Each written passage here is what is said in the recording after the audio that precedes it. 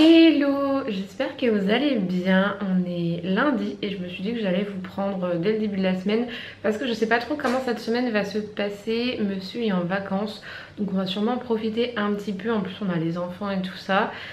Du coup je me suis dit que j'allais vous prendre maintenant et vous expliquer un petit peu comment je gère mon début de semaine. Le lundi franchement c'est où j'ai le plus de boulot parce que je veux m'avancer au maximum pour ma semaine. Le lundi j'ai pas mal de bilans de mes coachés à faire et j'envoie un message à toutes mes coachées, toutes et tous parce que j'ai un garçon maintenant, pour leur souhaiter une bonne semaine. Ceux qui m'ont pas donné de nouvelles depuis un moment, bah je prends des nouvelles, enfin voilà. J'envoie toujours un message le lundi pour bien démarrer la semaine, pour leur donner un petit coup de boost et tout ça. Ensuite je fais le point un peu sur les paiements machin parce que j'ai des gens qui oublient un petit peu de me payer, du coup je fais le point. Ensuite je traite les demandes de renseignements pour les coachings. J'en ai pas tous les lundis mais si j'en ai je le fais le lundi. Ensuite j'essaye d'avancer au maximum sur mes projets. Là notamment il faut que je fasse 2 photos pour mon e-book. Mais vu la tête que j'ai, ce sera peut-être pas aujourd'hui. Et j'ai un autre projet que j'aimerais sortir pour septembre, mais il faut vraiment que je me bouge l'oignon parce que je n'ai pratiquement pas avancé. Donc voilà, là il faut vraiment que je m'y mette en sachant que j'ai délégué complètement tout mon e-book.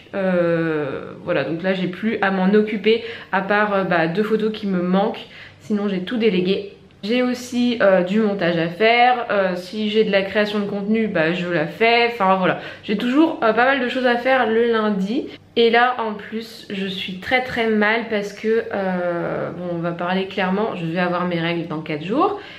Et j'ai mon cycle qui est complètement déréglé, là je les ai eu il y a 1 semaine et demie et là je vais les avoir encore dans 4 jours. Et j'ai très mal au ventre, voilà. Là mes syndromes prémenstruels, c'est quelque chose que je n'avais pas avant la prépa, ça m'embête parce que là clairement ça m'handicape. J'ai très mal dormi cette nuit, j'ai dû me lever et tout tellement j'avais mal au ventre. Donc voilà, de base ce matin je devais aller pêcher, enfin moi je pêche pas mais aller avec ma belle famille, passer un bon moment. Et au final, bon je me retrouve à bosser, c'est pas plus mal mais voilà, j'étais pas très bien. Et d'ailleurs j'ai encore très mal, donc voilà. Alors voilà un petit peu à quoi ça ressemble le lundi dans ma cuisine. Il faut savoir que j'adore travailler dans ma cuisine parce que c'est lumineux, j'ai de la place, enfin voilà j'adore, je trouve que je suis très productive dans ma cuisine. Mon ordi là pour les mails et là en l'occurrence il y a un montage qui est en cours que je finirai plus tard. Il y a une petite tête de chien qui est là. Mon thé de mon petit déjeuner que je n'ai pas encore fini. Ici c'est mon carnet avec mes coachings, tout ça, enfin pas mal de choses parce que j'adore travailler sur papier en fait. Je suis pas du tout ordinateur et tout ça de base. Moi tout ce qui est important c'est sur papier. Ensuite j'ai mon téléphone pour répondre aux messages que je reçois toute la journée. Et là c'est mon planeur. Donc je vais vous montrer juste aujourd'hui.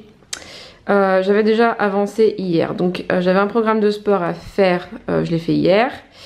Une journée de diète, je l'ai faite hier. Et j'avais aussi un programme de sport à modifier. Et là j'ai une diète à faire aussi. J'ai un pack de fiches recettes sucrées à faire pour mes coachings aussi. Et bon là du coup vous avez vu un petit peu le futur projet. Et voilà, j'ai mon téléphone qui sonne absolument toutes les 3 secondes. Là c'est Manon. Donc voilà, on va travailler et toujours avec ce petit chien sur les genoux.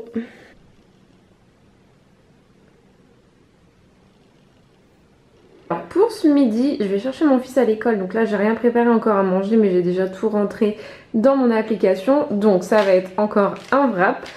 Toujours de chez Prozis, avec un petit peu de bûche de chèvre, de la salade, des œufs et des noisettes. Je vous montrerai quand il sera plié s'il est beau, et s'il n'est pas beau je vous le montrerai pas. Bon, j'allais aller à la salle mais tout d'abord il faut que je fasse ma crème de riz pour après mon entraînement, puisque là il est 14 h donc je vais pas manger une crème de riz maintenant mais je la prépare pour après du coup. Et je vais vous montrer comment je fais. Je vous l'ai déjà montré à peu près 800 fois sur Insta, je l'ai montré sur TikTok aussi, mais je me suis dit une fois de plus sur YouTube ça mange pas de pain, donc c'est parti. Bon, du coup vous ne me verrez pas parce que comme je vous ai dit dans mon dernier vlog, j'ai cassé mon trépied. Donc j'en ai pas encore acheté un forcément, et en plus j'ai un truc coincé en dessous de ma caméra, donc je ne peux pas la poser. Là vous êtes en équilibre sur des livres. Voilà, mais c'est pas grave, le plus important c'est que vous voyez un peu ce qui se passe là-dedans. Enfin là-dedans, du coup je vous montrerai comme ça. Alors tout d'abord, en crème de riz, moi j'utilise celle de Iron Shark. J'ai quasiment tous les parfums. Je vous mets mon top 3 juste ici. Oh, je me cogne. Et vous avez mon code Soigny10 qui vous offre moins 10% sur tout le site si ça vous intéresse. Et franchement, j'en ai goûté des crèmes de riz et il y en a qui sont sacrément dégueu. Et celle-ci c'est vraiment la meilleure que j'ai goûtée. Donc on va commencer par ça. Là, je vais mélanger goût biscuit et pistache parce que biscuit, faut que je la termine, il m'en reste quasiment plus. Hop. Voilà. Là, on a 18 grammes de biscuit et on va compléter avec la pistache. Hop. Je sais plus combien il faut que j'en mette.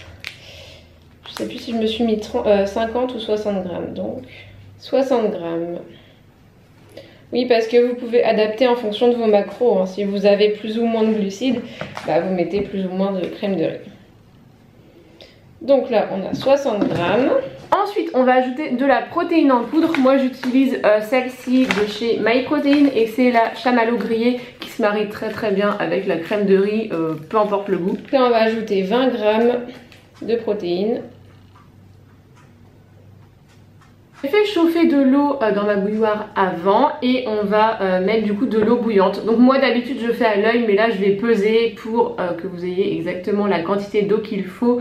Mais voilà, moi habituellement je fais à l'œil, je fais en fonction de la texture que je veux. Et le secret c'est de mélanger tout en versant l'eau.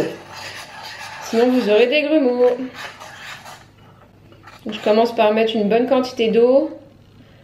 Là il y a 130 grammes d'eau et je viens mélanger. La texture que moi j'aime, en sachant que là elle est chaude. Voilà, moi je la mets au frigo le temps que j'aille m'entraîner et je la mangerai à l'heure de ma collation. Et là donc j'ai 180 ml d'eau pour du coup 80 grammes de poudre, donc 60 grammes de crème de riz et 20 grammes de protéines en poudre. On met ça au frigo au minimum 2 heures et sinon toute la nuit c'est encore meilleur le lendemain. Bon, je pars m'entraîner, j'ai mis une tenue full MyProtein. Je m'entraîne jamais en jogging mais là j'ai tellement mal au ventre que je ne peux pas mettre de leggings, c'est juste pas possible. Donc il vient de chez MyProtein, la brassière aussi et j'ai un entraînement dos et biceps aujourd'hui. Alors, me voilà belle et bien vivante. Je sais pas comment j'ai fini cette séance mais je l'ai terminée. En plus non, je mange, j'ai pas fait un exercice biceps mais parce que j'en pouvais plus, j'étais au bout de ma vie. Mon ventre allait exploser. Donc je pense que j'ai trouvé le gros sujet de cette vidéo. On parlera probablement des entraînements et des menstruations. Voilà, je sais que ça va pas plaire à tout le monde mais il faut en parler, c'est important. Donc voilà, j'en parlerai peut-être pas aujourd'hui. Je vais voir si j'ai le temps. Bon, petit unboxing Prozis du mois. Je reçois tous les mois un colis de Prozis. Je suis pas sponsorisée par eux mais en gros... Oh non, il va jouer. En gros, j'ai une liste et dans cette liste, je peux choisir des produits. Et donc en général, j'ai 8 produits par mois. Du coup, je vais vous montrer ça maintenant. Alors, tout d'abord, j'ai pris une pâte à tartiner protéinée au chocolat blanc et à la protéine en poudre et noix de coco. Ensuite, j'ai pris un granola à la cacahuète. Celui-là, je l'ai déjà testé. Il est vraiment très très bon. Ensuite, ça, je ne connaissais pas. C'est en gros des petits croûtons de pain. Et c'est goût fumé. Voilà, donc c'est un gros paquet quand même, il y a 250 grammes. Et pour mettre dans les salades, sur les soupes et tout ça, pas trop mal je pense. En parlant de soupe, alors ça j'en prends jamais mais c'est parce que j'ai prévu de vous faire une vidéo. Vous verrez quand la vidéo sortira de toute façon. C'est une julienne comme ça de légumes. Donc c'est des légumes pré-coupés et déshydratés que vous mettez dans une soupe. Et voilà, ça vous fait votre petite soupe de légumes. Ça c'est trop bon, c'est comme des M&M's, c'est juste qu'il y a moins de sucre et tout ça. C'est très très bon, j'aime beaucoup. Ensuite en vêtements j'ai pris un legging rose pétant. J'ai pas beaucoup de de rose en legging, mais alors là celui-là il est canon, je l'ai pas encore essayé et je vais l'essayer et je vous montrerai porter du coup. Bon, m'en voulez pas, je portais que le rose parce qu'il fait tellement chaud dans cette maison que j'ai galéré à le passer. Et non, c'est pas que parce que j'ai pris du poids, je prends toujours la même taille, je fais du M et ça me va très bien. C'est juste que avec la chaleur, ça colle un peu aux pattes. J'en ai pris un bleu marine comme ça, pareil, j'en avais pas de bleu marine. Voilà, j'ai pris celui-là. Je sais pas trop s'il ressort bleu marine à la caméra, mais il est très beau. De toute façon, leurs leggings, je suis jamais déçue. Enfin, les vêtements en général Prozis, que ce soit les leggings, les brassières et tout ça, je suis jamais déçue. Et enfin, j'ai pris des claquettes. J'en avais déjà eu chez eux, je les ai toujours d'ailleurs. J'ai 3 paires de claquettes de chez eux. Et celles-ci, elles sont blanches avec une une semelle un peu moins épaisse que celle que j'ai déjà. Voilà, pareil si vous voulez des tongs, si vous voulez des claquettes chez eux, rien à dire, elles sont vraiment cool et elles coûtent pas très cher en plus, donc voilà, si jamais ça vous intéresse. Donc voilà pour le petit unboxing. Moi je n'ai pas de code promo puisque c'est une collaboration un petit peu particulière, donc j'ai pas de code promo, mais vous pouvez utiliser mon lien qui est en barre d'infos et utiliser un autre code promo. Je sais qu'il y en a plein qui offrent des cadeaux différents, donc voilà, juste vous me soutenez grâce au lien et vous utilisez le code de quelqu'un d'autre et c'est très bien, tout le monde est content. Matcha. Bon, quand je vous ai quitté, je faisais changer mon implant, il me semble, ça devait être mercredi, la dernière fois que je vous ai parlé. C'est chose faite, voilà, mon implant est changé, le trou est quasiment rebouché, j'ai juste un bleu mais je n'ai plus mal.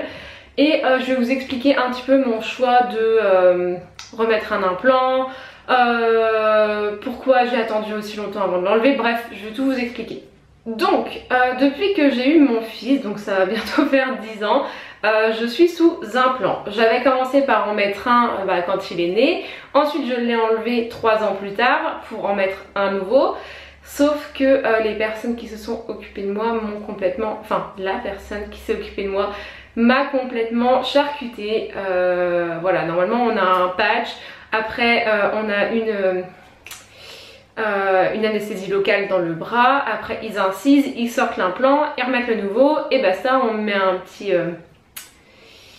petit pansement et c'est fini. Sauf que bon, déjà j'ai pas eu de patch, ok, admettons. La piqûre, normalement il faut laisser agir quelques instants quand même.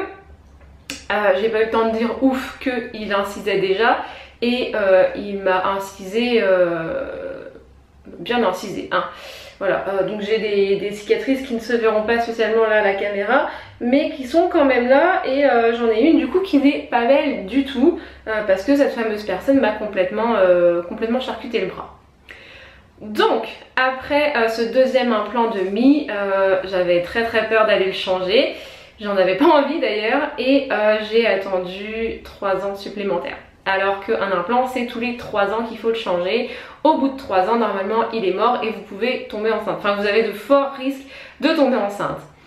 Je sais pas ce qui s'est passé, moi pendant 3 ans j'ai jamais rien eu. Pourtant au début je flippais du coup de tomber enceinte et finalement je n'ai jamais rien eu. Donc très bien pour moi.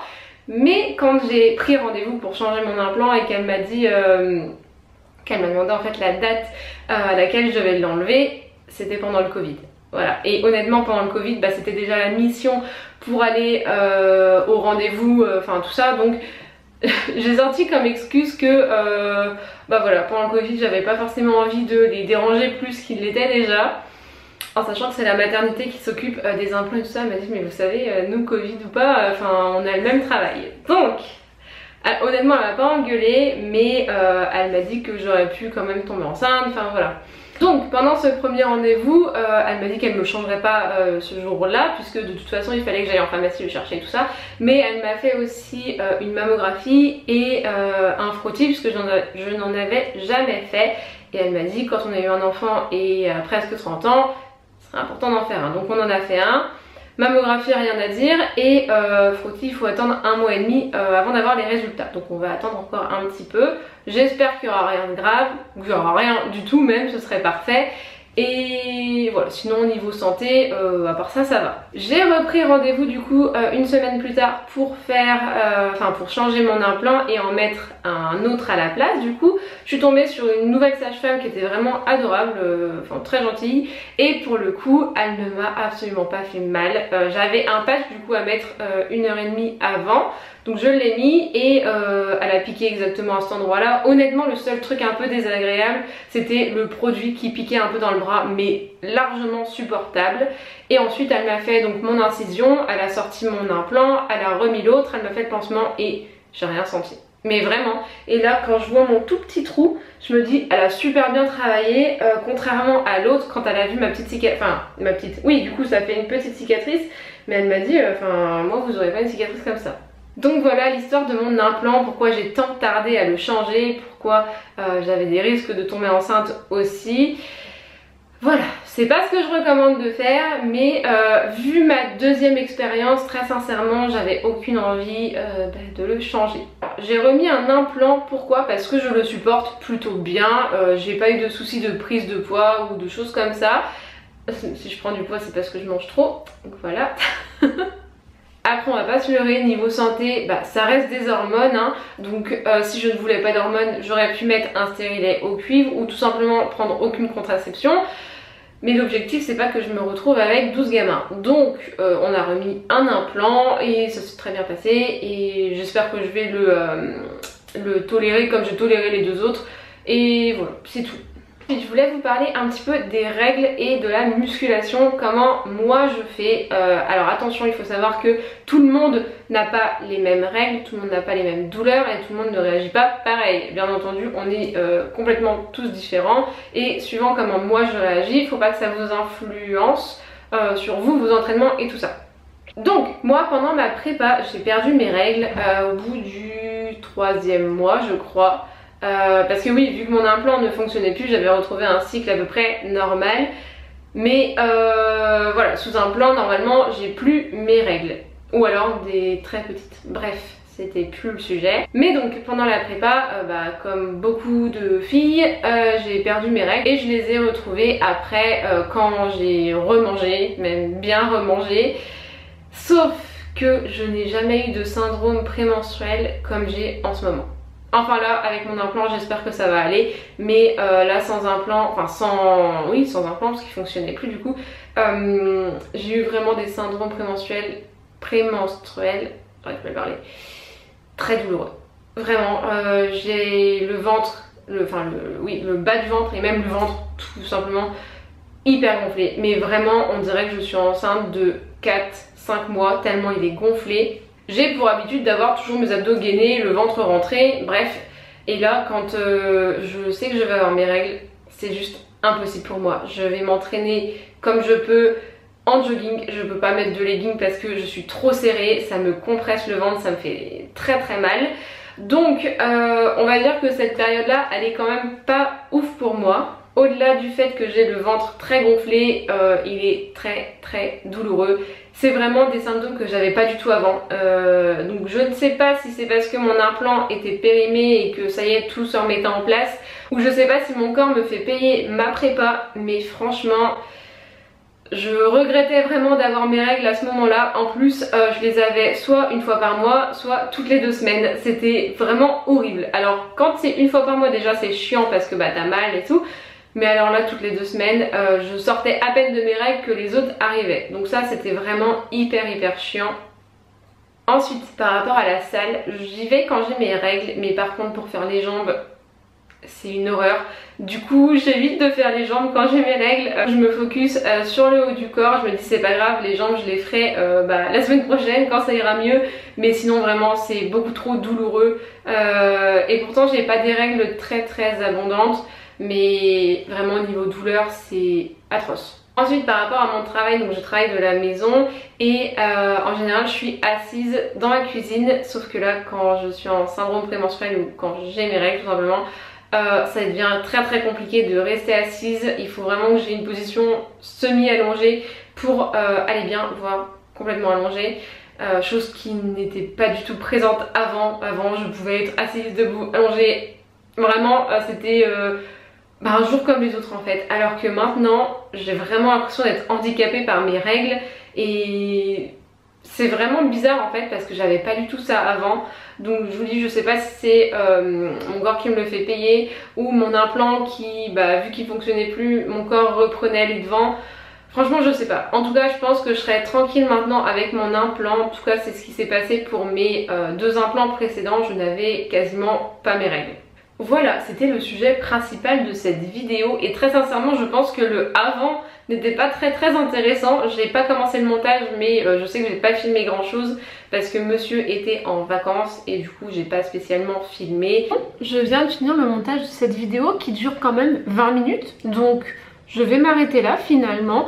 Je vous ai filmé une autre vidéo en même temps donc ce sera pas un vlog mais ça sortira du coup après et après on repartira probablement sur des vlogs, je ne sais pas, c'est suivant ce que j'ai envie de vous montrer, ce que j'ai envie de filmer, voilà, suivant mon humeur.